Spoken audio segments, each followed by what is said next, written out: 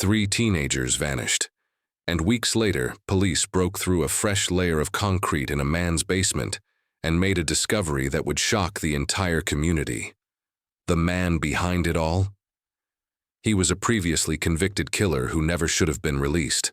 In 2003, David Edward Maust was living quietly in a small apartment in Hammond, Indiana.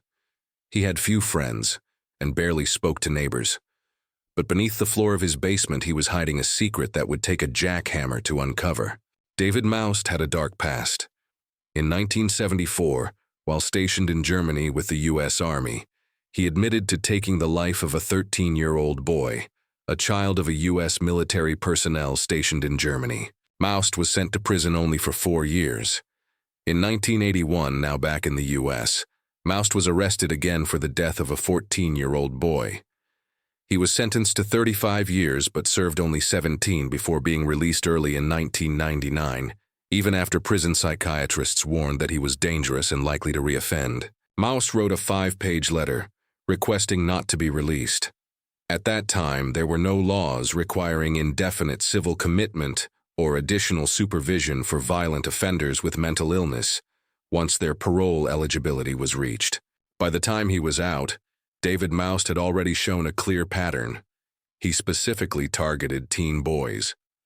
In late 2003, Michael Dennis, 13, James Regani, 16, and Nick James, 19, had gone missing in the same neighborhood. Initially, police didn't connect the cases. A concerned relative of one of the missing boys told police that they had seen him entering Maust's apartment.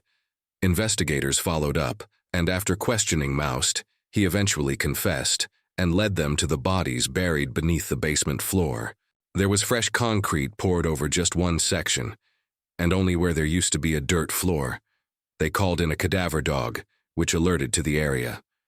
When investigators broke through the concrete slab, they found what they feared: 3 sets of remains, carefully wrapped in plastic and bound with cords. The bodies had been arranged and buried underneath 12 inches of cement, making it clear that this was no accident, it was planned.